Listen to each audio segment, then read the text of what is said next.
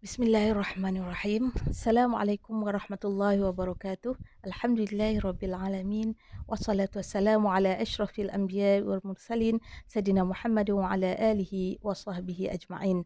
Rabbi shrah li sadri wa yassir li amri wahlul 'uqdatam min lisani yafqahu qawli. Amma ba'd. Tuan-tuan dan puan-puan yang dirahmati oleh Allah, alhamdulillah kita bersyukur dipertemukan lagi dalam majlis ilmu pada hari ini dan kita berada di penghujung Ramadan, orang kata pecutan terakhir ya dalam bulan Ramadan ini. Mudah-mudahan kita dapat melipat gandakan lagi ya ibadah kita, mudah-mudahan kita mampu menjadi orang yang berjaya mendapat keampunan Allah dan juga mampu menjadi seorang yang bertakwa insya-Allah. Ya, tuan-tuan dan puan-puan yang dirahmati oleh Allah, InsyaAllah pada hari ini kita akan menyambung perbincangan kita dalam kitab Al-Hadithul Muntakhabah, ya, hadis yang ke-223. An Abi Sa'idin wa Ibn Abbas radhiyallahu anhuma qala Rasulullah sallallahu alaihi wasallam, man wulida lahu waladun falyuhsin ismahu wa adabahu fa idza balagha falyuzawwijhu fa in balagha wa lam yuzawwijhu fa asaba ithma fa innama ismuhu ala abihi. Maksudnya Saidina Abu Sa'id dan juga Saidina Abdullah bin Abbas radhiyallahu anhuma berkata, Rasulullah sallallahu alaihi wasallam bersabda, sesiapa yang mendapat anak lelaki, maka hendaklah dia menamakan anaknya itu dengan nama yang baik dan mentarbiahnya dengan baik. Dan apabila anaknya itu telah baligh, maka hendaklah dia mengahwinkannya. Sekiranya setelah baligh dia tidak mengahwinkannya kerana kelalaian dan kecuaiannya dan anaknya itu terlibat dengan dosa, maka ayahnya lah yang menanggung dosa itu. Hadis riwayat Al-Baihaqi. Baiklah tuan-tuan dan puan-puan yang dirahmati oleh Allah Subhanahu Wa Taala, dalam hadis yang saya bacakan tadi ya, Rasulullah telah menyebutkan beberapa perkara ya yang penting untuk kita fahami ya. Antaranya ialah ya sesiapa yang mendapat anak lelaki ya yang perlu dilakukannya ialah beberapa perkara. Kita tengok yang pertama.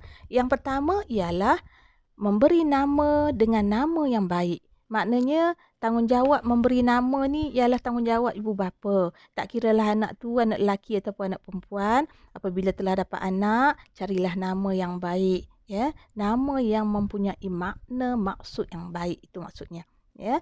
Jadi ibu bapa di sini ya sama ada kalau dia faham bahasa Arab, alhamdulillah. Jika tidak faham, dia boleh merujuk kepada orang yang arif, bertanya apakah maksud nama tersebut ya, sebab kita takut ya dalam kegahirahan masyarakat sekarang ni memilih nama anak, pilih yang nama-nama yang sangat orang kata apa ya, sangat unik ya, sampai nama-nama itu susah disebut ya, nama-nama yang rare ya, nama-nama yang begitu canggih pada pendengaran kita ya, tetapi kita belum tahu apakah maksud di sebalik itu ya. Ditakuti nama tersebut mempunyai makna yang buruk ya, dan anak itu terpaksa menggunakan nama tu hinggalah ke akhir hayatnya ya. Jadi ibu bapa perlu berhati-hati dalam pemilihan nama ini ya. Biarlah nama tu maksudnya baik, orang manggil anak kita tu dia mendoakan yang baik-baik untuk anak kita ya.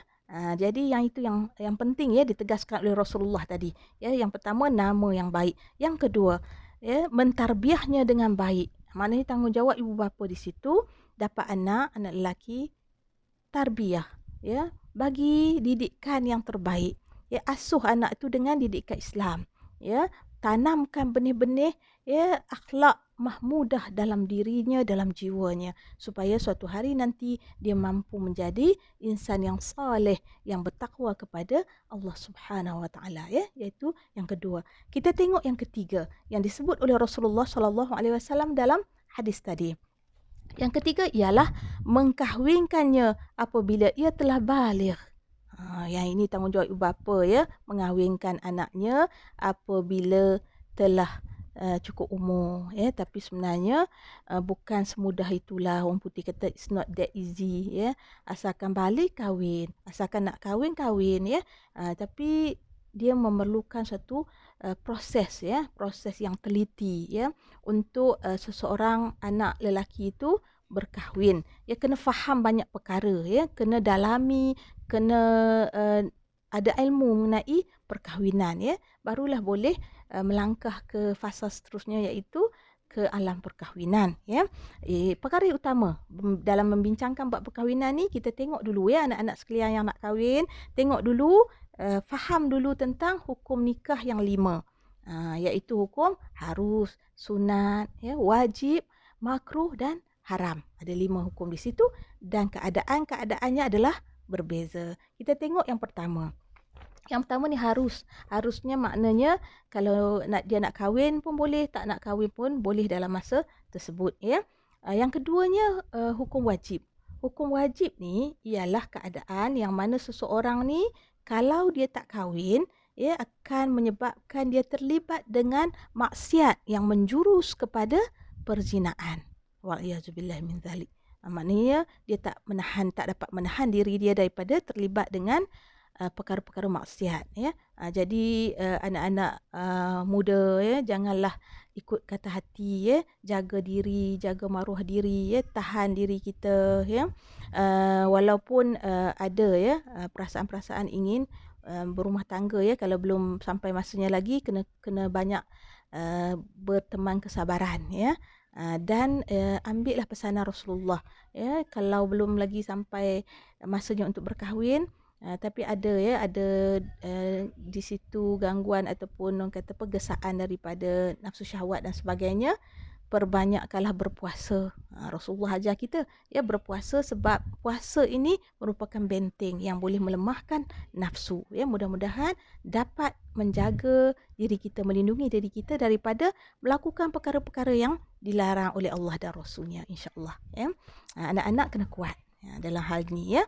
Baik, itu hukum wajib. Hukum sunat pula ialah, ya, seorang yang dia ada kemampuan dan dia boleh mengawal dirinya dari melakukan perkara-perkara yang tidak baik. Bila dah boleh kawal diri tu maknanya dia berada dalam suasana, dalam keadaan yang selamat, ya. Baik, hukum yang ketiga ialah hukum yang keempat, maaf. Hukum yang keempat ialah makruh.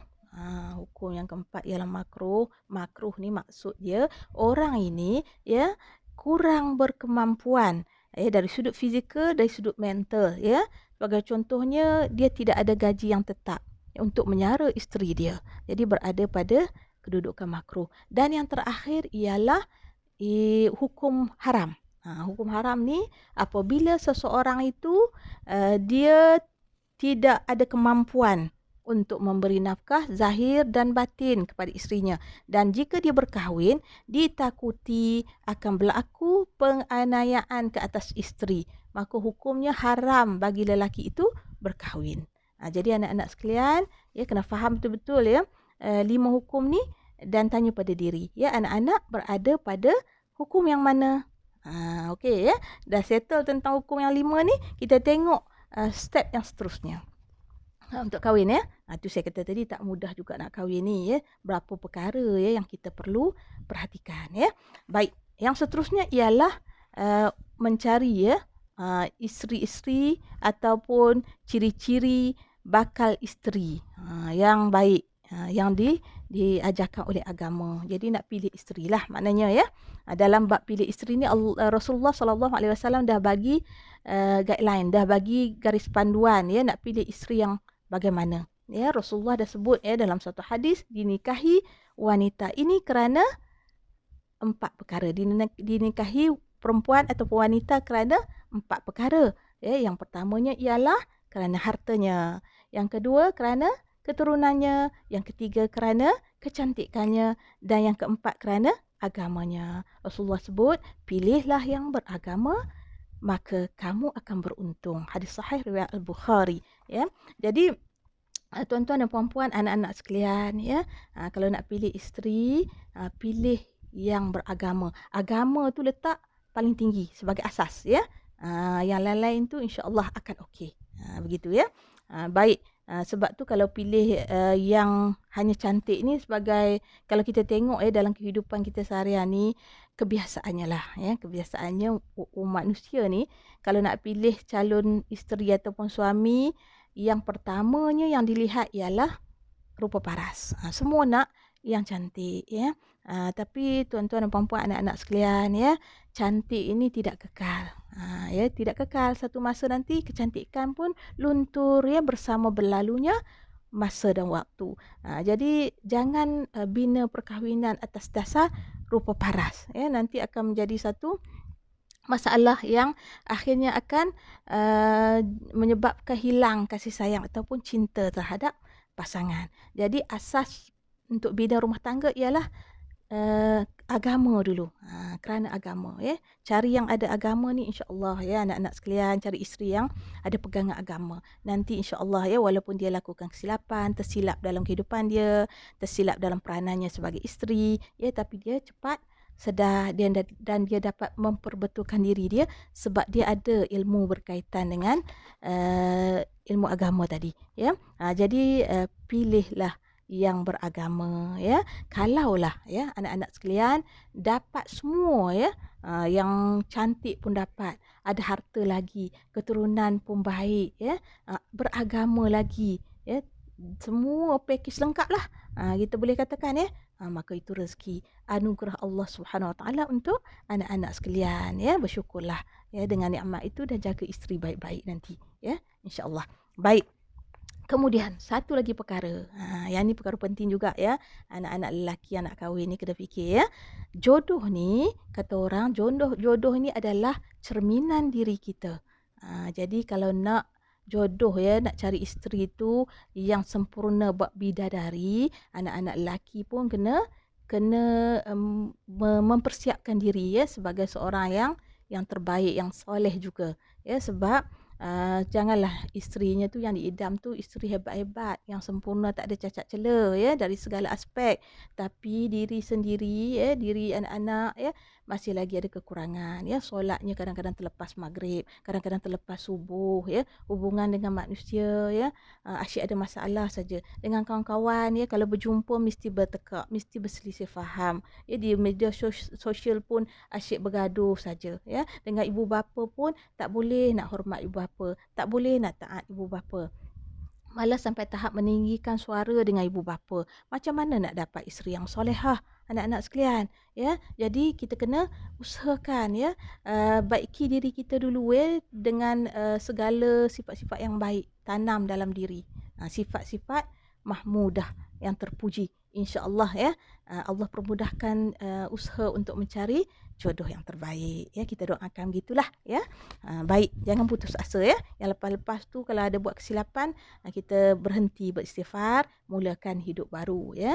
Allah tu sentiasa menerima taubat hamba-hambanya ya, insya-Allah.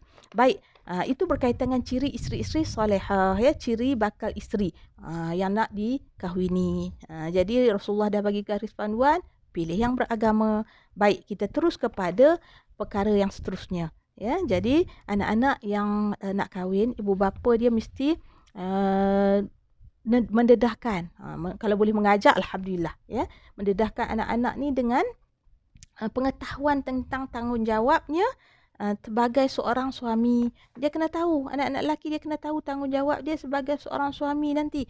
Jangan asal nak kahwin aja, tanggungjawab pun tak faham, tak tahu ya, tanggungjawab dan hak sebagai suami tak tahu ya, dan nanti rumah tangga berhadapan dengan masalah-masalah yang tidak habis-habis ya. Baik, tanggungjawab seorang suami ialah memberi nafkah zahir dan batin. Ini tanggungjawab sepenuhnya atas suami ya. Kalau tanggungjawab batin itu bukan hanya difahami melalui tanggungjawab hubungan suami isteri saja ya, tetapi ya pada pandangan ulama ya, kasih sayang, memberi layanan yang baik, kemesraan pada isteri itu pun termasuk dalam nafkah batin juga ya. Okey, dari sudut nafkah zahir ya, nafkah zahir apa yang suami perlu beri pada isterinya. Kita tengok satu persatu ya. Baik, yang pertamanya wajib ataupun kewajipan seorang suami ialah menyediakan rumah ataupun tempat tinggal pada isteri dia ya. Jadi para suami usahalah cari tempat tinggal ya. Kalau mampu nak beli banglo di atas bukit ya, terpulanglah. Alhamdulillah ya, itu rezeki tuan-tuan dapat beli rumah yang mewah, rumah agam dan sebagainya ya. Alhamdulillah. Tapi kalau tak mampu, hanya mampu sekadar rumah teres saja atau mampu untuk rumah flat saja ya, ataupun hanya mampu untuk menyewa rumah saja. Ya, itu pun alhamdulillah ya, syukur pada Allah ya, menyediakan tempat tinggal berdasarkan kemampuan. Begitu ya. Dan para isteri pula kena bersyukur dengan apa yang Allah anugerahkan kepada dia. Jadi dia masa nak kahwin tu kan dia dah tengok dah keadaan kewangan suami, dia dah faham semua ya. Apabila dah kahwin ya, jangan pula merungut ya, jangan pula tak puas hati, jangan pula mempertikaikan ya. Masa awal dulu tak apa sebab cinta, tapi bila dah kahwin dia membandingkan pula ya dengan kawan. Kawan baik dia ya, duduk di rumah mewah dan sebagainya, rasa tak puas hati ya. Jadi penyakit membandingkan ni pun suatu penyakit ya yang merosakkan kebahagiaan. Ini satu penyakit ni. Jangan suka membandingkan ya. Tengok orang yang tinggi-tinggi memang kita tak akan berpuas hatilah sampai bila-bila ya. Kita tengoklah orang yang lebih kekurangan daripada kita ya. Insya-Allah kita jadi orang yang bersyukur ya dengan apa yang kita ada ya. Jangan asyik rasa tak puas hati saja ya. Ingat ya anak-anak perempuan, anak lelaki ya, ingat ya bahawa kebahagiaan ni bukan bergantung kepada keluasan rumah kita ya, tapi kebahagiaan tu terletak pada hati kita ya. Kita kena sama-sama cari kebahagiaan tu dalam hati kita. Wujudkan baiti jannati, rumahku syurgaku. Ya, kecil pun rumah tapi dihias cantik ya. Jaga kebersihan ya. Penghuninya semua berkasih sayang ya. Rumah tu pun dah cukup berkat ya, dah cukup membahagiakan. Jadi kita kena wujudkan rumah yang begini ya. Baik, itu tentang rumah tadi ya. Baik, yang kedua, selain pada rumah ada tanggungjawab lagi ya bagi anak-anak lelaki yang ingin berkahwin. Yang kedua, kena sediakan makan minum isteri dan anak-anak. Jadi ini tanggungjawab suami ya. Para suami ni ya, dia janganlah daripada awal tu dah pasang niat nak kahwin dengan yang bekerja, isteri bekerja. Sebab apa? Sebab nanti sama-samalah ya, sama-samalah belanja semua sama-sama ya. Kita kongsi dan sebagainya ya. Sebab tanggungjawab utamanya ni memberi belanja keluarga ni pada isteri ni adalah atas bahu suami sepenuhnya. Walaupun isteri bekerja ya, suami tidak berhak untuk mengambil gaji isterinya menggunakan tanpa kebenaran ya, kecuali isterinya tadi ingin menyumbang ya untuk membantu suami dan menanggung juga belanja rumah tangga atas dasar sedekah. Yang itu dibenarkan dalam agama. Ini isteri yang solehah ya. Mana-mana suami yang dapat isteri yang membantu dia ya, setiap bulan bantu suami dengan penuh kerelaan ya, itu dah kira cukup bertuah dah suami itu, jaga isteri dengan baik ya. Isteri pun ikhlaskanlah diri dia dalam membantu, jangan terpaksa rela ya. Sebab kita nak kita lakukan ni kerana Allah ya, kerana Allah. Kalau terpaksa nanti tak dapat pula pahala ya. Jadi kita ikhlaskan diri kita membantu suami kita kerana Allah Subhanahu Wa Taala ya. Dan suami pula hargailah bantuan isteri tadi ya, insya-Allah aman damai keluarga tu ya. Baik, kemudian bab makan minum tadi ya, jangan abaikan ya. Suami jangan pergi ke restoran ya, makan restoran gerai mamak sebagainya, kenyang-kenyang, balik-balik di rumah dia tidur, isteri dia masih lagi tak makan ya. Semua barang dapur telah habis dan sebagainya, dan dia tak maklum dan dia tak ambil tahu ya. Keadaan ni tidak bertepatan dengan kehendak Islam ya. Kemudian kita tengok ya kisah. Ni ada kisah dalam Islam ni buat jadi iktibar kita. Yang mana ya, Hindun isteri Abu Sufyan pernah bertanya kepada Rasulullah sallallahu alaihi wasallam ya. Hindun kata suami dia Abu Sufyan ni ya seorang yang kedekut ya, tak bagi belanja untuk dia ya, untuk makan minum dia dan dua anak perempuan dia. Jadi Hindun ni bertanya pada Rasulullah ya, kalau dia ambil duit belanja daripada Abu Sufyan tanpa pengetahuan Abu Sufyan, adakah itu merupakan satu dosa? Adakah itu satu kesalahan? Jadi Rasulullah sebut dalam hadis ya, bahawa tidak dikira sebagai satu dosa jika Hindun tadi mengambil wang Abu Sufyan untuk belanjanya sekadar keperluan dia dan anak-anak. Maknanya bolehlah ambil duit suami dia tadi walaupun suami dia tak tahu, ya, untuk belanja dia dan anak-anak, tetapi sekadar keperluan saja, tak boleh berlebih-lebihan. Sebab apa? Sebab tanggungjawab memberi makan minum ni atas suami, sebab tu tidak berdosa tadi. Ya, sebab suami dia telah mengabaikan tanggungjawab tersebut. Tapi tuan-tuan dan puan-puan, ya, anak-anak sekalian, ya, yang wanita jangan pula salah faham, ya. Lepas ni kan, ya, pergi buka wallet suami, ya, hari-hari ambil sekeping simpan, ya. Jangan buat macam tu, ya. Sebab kalau suami dah memberi makan minum, ya, nafkah makan minum pada kita, ya, kalau kita jumpa duit dia masa kita lipat kain tu, jumpa duit satu hari RM5, satu hari RM10, ada lagi nanti RM100, ya, kena maklumkan suami. Tak boleh ambil, tak boleh simpan, ya, tanpa kita meminta izin daripada suami kita. Tapi kalau suami dah awal-awal bagi izin, kalau awak terjumpa duit saya masa awak lipat kain, nanti ambil lah, ya.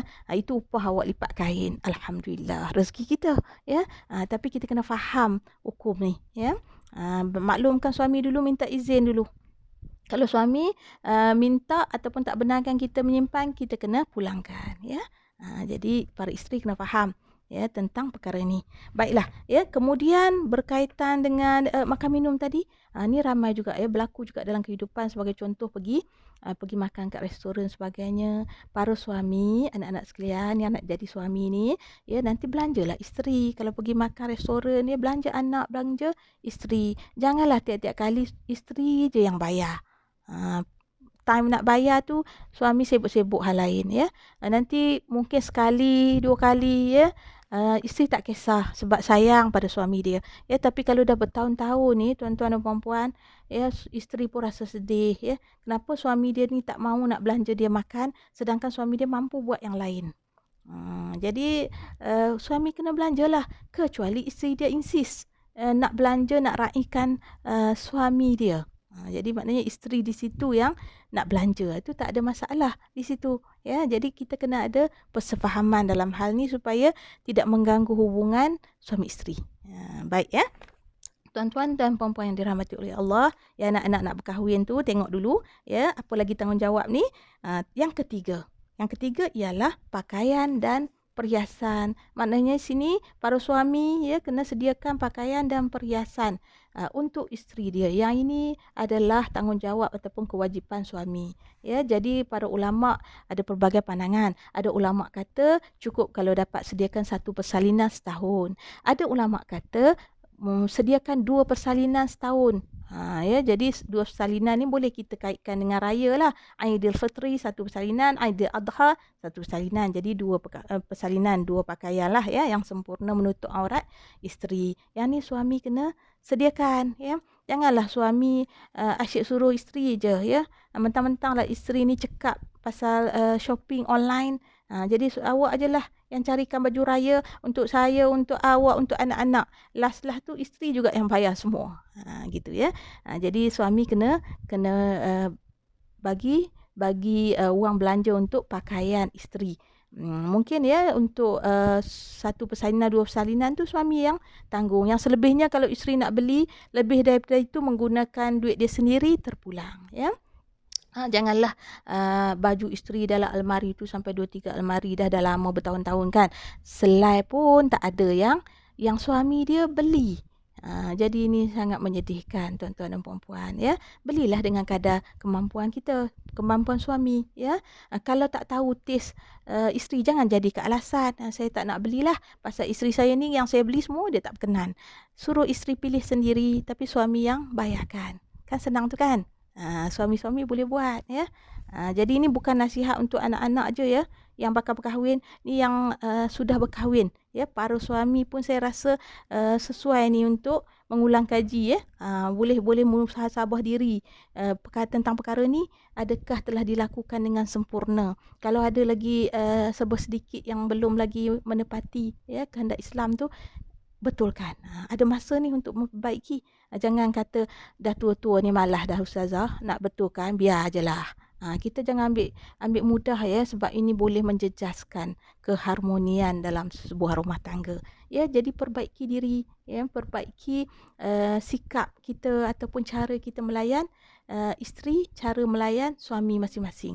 Dua-dua pihak kena selalu berusaha untuk berubah dari semasa ke semasa, berubah ke arah yang lebih baik. Bukan ke arah yang lebih buruk. Itu dia yang penting ya. Jadi satu lagi yang perlu diingat oleh para suami, jangan lupa ya, bagi duit saku untuk isteri. Duit belanja rumah, belanja dapur tu perkara lain, duit saku tu perkara lain sebenarnya, ya. Jangan risau pula. Duit saku ni tak semestinya kena bagi ribu-ribu ya. Dah tak mampu nak buat macam mana kan. Jadi duit-duit ini terpulang ya, yang bagi RM10, RM20, ada yang bagi RM50 pada isteri dia ya. Ada juga yang bagi sampai RM100 sampai beribu pun ada ya. Ikut kemampuan masing-masing ya. Sebab apa ya tuan-tuan puan-puan, ya, yang suami-suami ni saya nak cakap satu rahsia ya. Sebenarnya wanita ni kalau suami dia ya bagi duit belanja pada dia, walaupun dia ada duit gaji sendiri ni, dia ada gaji yang tinggi mungkin ya, tapi suami dia bagi dia duit RM100. Ya Allah, ya Masya Allah, berbunga-bunga hati dia. Ya, hati wanita, jiwa wanita memang macam tu. Dia rasa sayang ya, suami dia ni menyayangi dia rasa dikasihi, dia rasa dihargai ya dalam kehidupan berumah tangga. Jadi sebab tu suami kena bagi pada isteri walaupun sedikit. Ya. Jadi usahalah untuk bagi duit saku pada isteri. Jangan kata tak payah bagilah, duit dia pun banyak tak habis makan. Duit isteri macam saya sebut ya, tidak boleh disentuh oleh suami dia, tak boleh digunakan ya sewenang-wenangnya oleh suami dia kecuali dengan keizinannya. Jadi duit isteri itu ya, harta isteri suami tak boleh ganggu ya, kecuali kalau dia guna dan dianggap sebagai hutang, maka hutang tu perlu dibayarkan kecuali isterinya menghalalkannya. Jadi benda-benda ni para suami kena faham. Ya, kena faham, jangan ambil remeh sampai berlaku perbalahan, perselisihan dalam rumah tangga. Ya, kadang-kala isteri ni sabar, ya, biasanya sabar, mengharungi benda ni bertahun-tahun, tapi sampai satu tahap tu kadang-kala ya dia sudah tidak mampu menahan kesabaran dia kerana terlalu stres. Jadi suami kena memahami isteri dia sendiri. Ya, kena faham keadaan ni dan lakukan yang terbaik ya dalam urusan rumah tangga tu.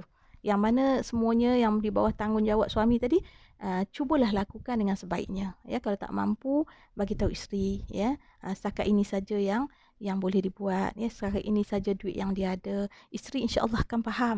Malah isteri akan setia ataupun bersedia untuk membantu. Ya, kerana Allah Subhanahu Wa Taala. Insya-Allah. Ya, baik. Itu ya perkara asas anak-anak yang nak kahwin. Ya, kena perhatikan 3 perkara asas ni. Sediakan rumah, sediakan makan minum, ya, dan juga pakaian dan perhiasan. Perhiasan ni untuk suami, bukan untuk orang lain, ya. Jadi bab perhiasan, barang-barang perhiasan ya, makeup dia, bedak dia dan sebagainya, yang itu suami kena beli, kena sediakan untuk isteri ya. Tapi isteri pula janganlah pula bermakeup untuk orang lain, bermakeup berhias untuk suami lah, baru dapat pahala. Kalau berhias untuk orang lain ni takut mendatangkan dosa pula, wal-ayazubillah min dzalik ya. Jadi ini tiga perkara yang asas ya. Jadi anak-anak yang nak kahwin, tengok ya, dah sedia ke belum? Kalau dah sedia, kira lulus lah tu, dah boleh kahwin ya, insya-Allah. Yang bapa-bapa pula, yang suami-suami pun ya, terus meneliti dalam diri ya, adakah semua ini telah dilakukan dengan sempurna sepanjang perkahwinan 5 tahun, 6 tahun, 10 tahun, 20 tahun, 30 tahun ni. Kalau tak sempurna lagi, jomlah sama-samalah kita memperbetulkan, memperbaiki. Masih ada masa. Allah bagi lagi usia. Ya, Allah bagi lagi kesempatan yang ada ni, kita lakukan yang terbaik kerana Allah Subhanahu Wa Taala. Ya, mudah-mudahan dalam rumah tangga nanti ya dapat mewujudkan rumah tangga yang sakinah, tenang ya, ada mawaddah dan rahmah dan diberkati oleh Allah Subhanahu Wa Taala insya-Allah ya. Itu yang asas. Kalau tengokkan yang lain-lain yang sampingan pun ada lagi ya, sebagai contoh yang kecil-kecil pun ada. Ya, sebagai contoh dalam Islam ni, jika isteri telah terbiasa ya ada pembantu rumah semasa dia tinggal dengan ibu bapa dia, jadi tanggungjawab suami ialah seboleh-bolehnya menyediakan pembantu rumah untuk isteri dia tadi. Jadi kalau tak mampu juga, nanti masa isteri bersalin, masa isteri tengah berpantang, carilah pembantu sementara untuk membantu isteri. Kalau tak mampu macam mana? Kalau tak mampu, suamilah kena bantu isteri dia. Yang ini pun penting juga ya. Ibu-ibu bapa yang nak mengahwinkan anak lelaki, anak-anak lelaki ni sebenarnya kita kena didik dia juga tentang urusan rumah tangga ya. Maknanya situ tengok anak-anak kita ya, kalau makan pinggan boleh tak angkat ke dapur ya. Pernah tak cuci pinggan, sebiji pinggan yang dia makan sekurang-kurangnya ya. Sebab ini satu latihan ya tuan-tuan dan puan-puan, supaya nanti apabila anak lelaki itu telah berkahwin, dia tahu macam mana cara untuk membantu isteri dia.